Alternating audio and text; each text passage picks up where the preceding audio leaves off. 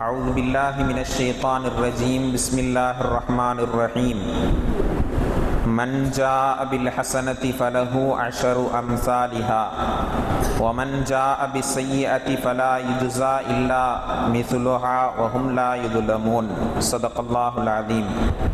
وقال نبينا صلى الله عليه وسلم أحب الأعمال إلى الله أدومها وإن قل صدق رسول الله صلى الله عليه وسلم.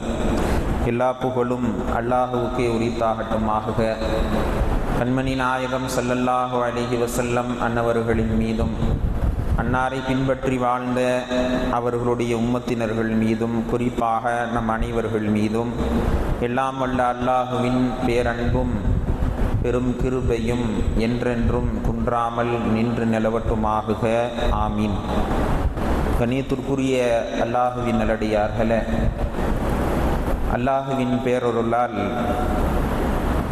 6வது தராவீகை நிறைவு செய்திருக்கிறோம். இன்றைக்கு சூரா அல் அன்ஆம் என்ற அத்தியாயம் ஓதப்பட்டது.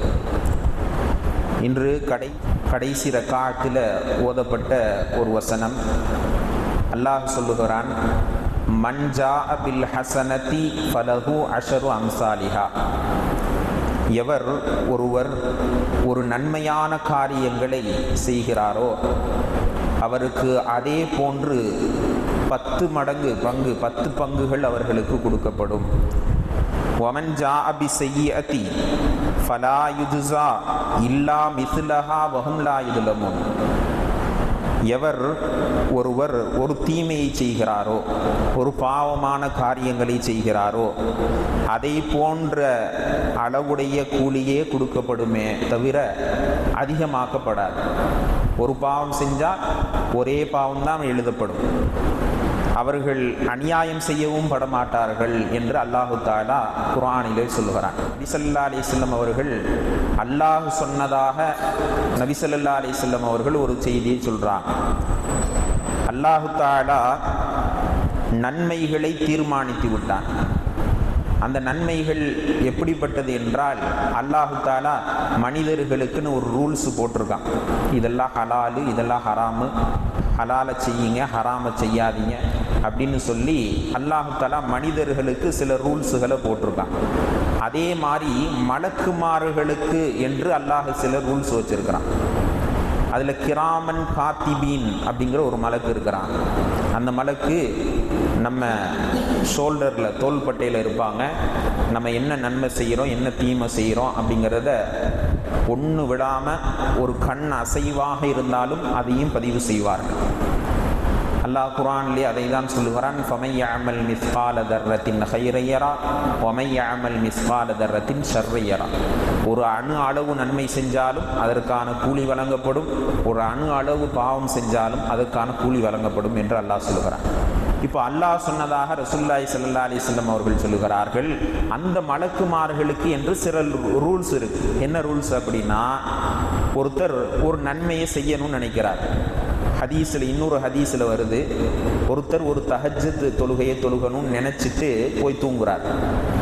இன்றைக்கு நாளைக்கு நான் எந்திரிச்சு தஹஜ்ஜத் தொழுவேன் அப்படின்னு சொல்லி நினச்சிட்டு நிய்யத்து செஞ்சுட்டு தூங்குறாரு. ஆனால் காலையில் தஹஜ்ஜத் தொழுகலை தூக்கம் மிகைத்து விட்டது, தூங்கிட்டார். இப்போ அவருக்கான நன்மை எழுதப்படும் என்று அல்லாஹ் சொன்னதாக ரசூலுல்லாஹி ஸல்லல்லாஹு அலைஹி வஸல்லம் அவர்கள் சொல்லுகிறார். இப்போ அவர் தஹஜ்ஜத் தொழுததாக எழுதப்படும். அவர் தஹஜ்ஜத் தொழுதுட்டாரு அப்படின்னு எழுதப்படும். சரி, சொன்ன மாதிரி அவர் நிய்யத்து செஞ்ச மாதிரி ஒருவேளை தஹஜ்ஜத்தை எந்திரிச்சு தொழுதுட்டா அவருக்கு அதே போன்று 10 மடங்கு நன்மை எழுதப்படும், அல்லது 700 மடங்கு நன்மை எழுதப்படும், அல்லது அதையும் தாண்டி அல்லாஹு தஆலா எவ்வளவு எழுதணும் விருப்பப்படுறானோ அவ்வளோ எழுதும். ஆனால் குறைஞ்சது 10 மடங்காவது, 10 மடங்கு அதிகமாவது அவருக்கு நன்மை எழுதப்படும் என்று பெருமானார் ஸல்லல்லாஹு அலைஹி வஸல்லம் அவர்கள் இந்த ஹதீஸில் குறிப்பிட்டு காட்டுகிறார். அதே போல ஒருவர் ஒரு தீமையான காரியத்தை செய்யணும்னு நினைக்கிறார். நான் வெளியே போய் தீமையான காரியத்தை செய்யணும் அப்படின்னு சொல்லி மனசில் ஒரு எண்ணத்தில் அவர் போகிறாரு. போகிற நேரத்தில் அஸ்தக்ஃபிருல்லாஹ், அல்லாஹ் என்னைய பார்க்குறான், அல்லாஹ் என்னைய பார்க்கிறான், இதை செய்யக்கூடாது என்று அவர் விட்டு விட்டால் அந்த பாவத்தை விட்டதற்காக அல்லாஹ் அவருக்கு ஒரு நன்மையை, முழுமையான ஒரு நன்மையை எழுதுகிறார்.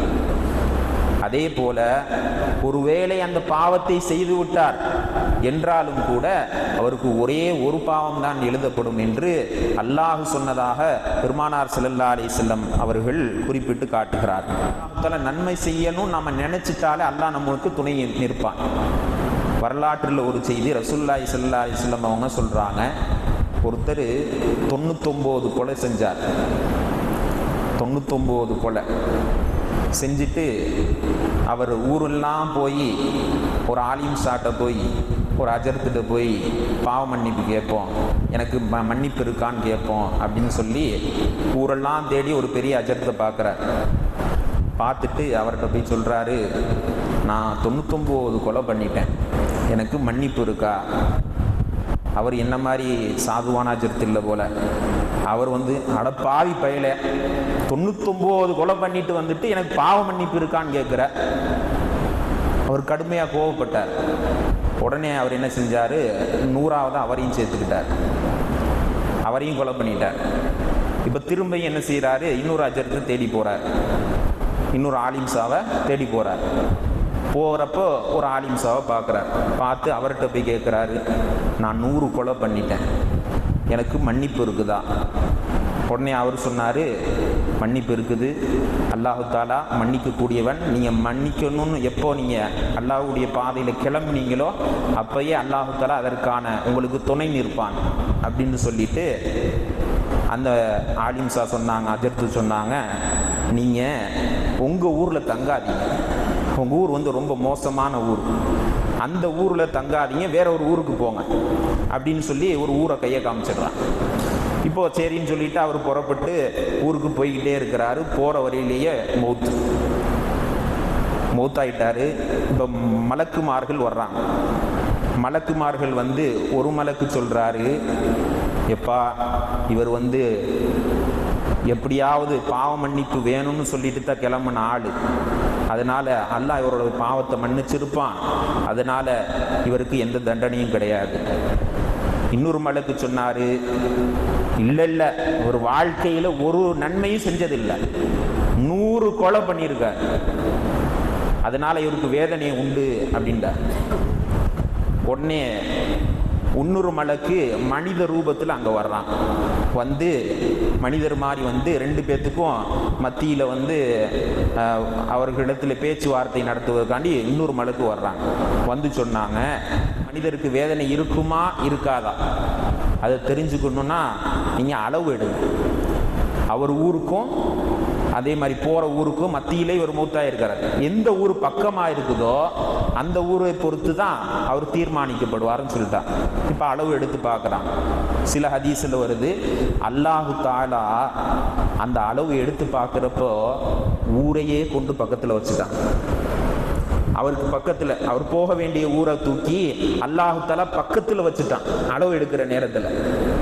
அப்போ அல்லாஹு தாலா ஒரு நன்மையான காரியத்தை செய்வதற்காக ஒருவர் புறப்பட்டால், ஒரு நன்மையான காரியத்தை செய்வதாக மனசிலே எண்ணிவிட்டால் அல்லாஹு தாலாவே துணை நிற்கிறான்.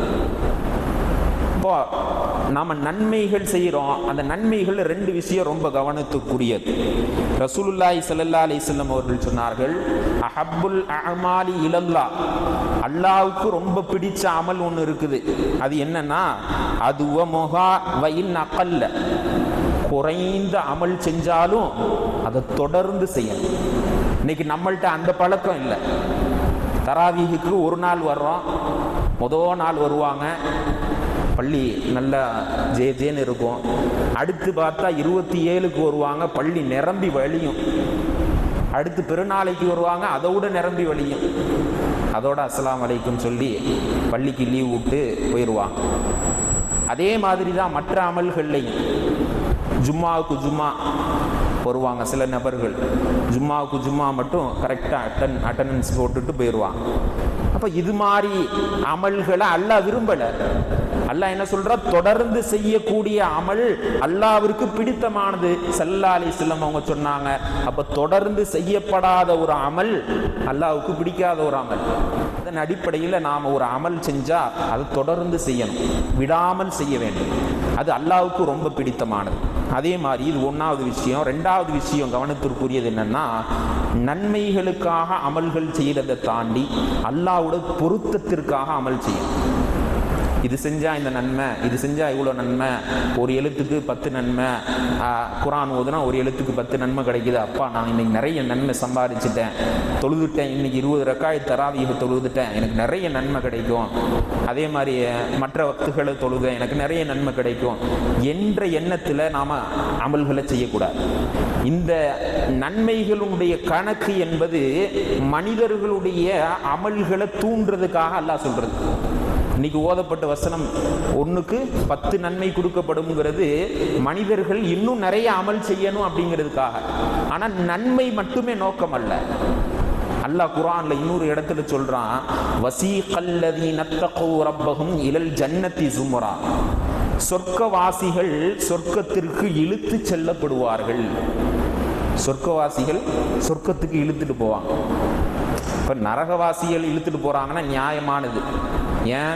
நரகம் ரொம்ப மோசமானது, நரகம் நெருப்பு ரொம்ப கடுமையாக இருக்கும், அங்கே வேதனையெல்லாம் கஷ்டமாக இருக்கும் ரொம்ப, அதனால் அங்கே போக முடியாதுங்கிறதுனால எல்லாம் அடம் பிடிப்பாங்க, அதனால் இழுத்துட்டு போவாங்க. சரி, ஆனால் தக்குவா உடையவர்கள், அல்லாஹ்வின் மீது இறை அச்சமுடையவர்கள், அவர்கள் எப்படி இருப்பார்கள் என்றால், நாங்கள் சொர்க்கத்திற்காக அமல் செய்யலாம், எங்களுக்கு சொர்க்கம் வேண்டாம், அல்லாஹ்வுடைய பொருத்தம் போதும்.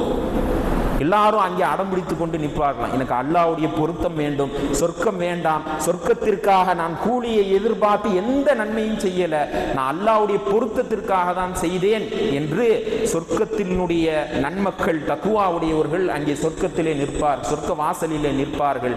அவர்களை இழுத்து செல்லப்படும். மலக்குமார்களை கூப்பிட்டு அல்லாஹ் சொல்லுவோம், இவங்க என்ன சொர்க்கத்துக்கே போக மாட்டேங்குது, அவங்களை கொண்டு இழுத்துட்டு போவோம், சொர்க்கத்துக்கு இழுத்துட்டு போவாங்க. அல்லாஹ் அப்படிப்பட்ட தக்குவாவுடைய நிலையை பற்றி குர்ஆனிலே பேசுகிறார். எனவே அமல்களில் நாம் 2 விஷயத்தை ரொம்ப கவனமாக எடுத்துக்கணும். அதில் முதலாவது தொடர்ந்து அமல் செய்யணும். ஒரு அமலை செஞ்சால் அதை தொடர்ந்து செய்யணும், விடாமல் செய்ய வேண்டும். 2வது நன்மைகள் என்ற அந்தஸ்தை தாண்டி அல்லாஹ்விற்காக செய்கிறேன், அல்லாஹ்வுடைய பொருத்தத்திற்காக செய்கிறேன் என்ற அந்த மன பக்குவம், யகீன் நமக்கு வர வேண்டும். எல்லாம் அல்லாஹு தஆலா அதிகமான நன்மைகளை செய்யக்கூடிய நன்மக்களாக அல்லாஹ் நம்மை ஆக்கி உயர்ந்த தக்வாவுடைய அந்தஸ்திலே அல்லாஹ் நம் எல்லோரையும் ஆக்கி அருள் புரிவானாக. ஆமீன் ஆமீன். வாஹிரு தஅவானா அனில் ஹம்துலில்லாஹி ரப்பில் ஆலமீன்.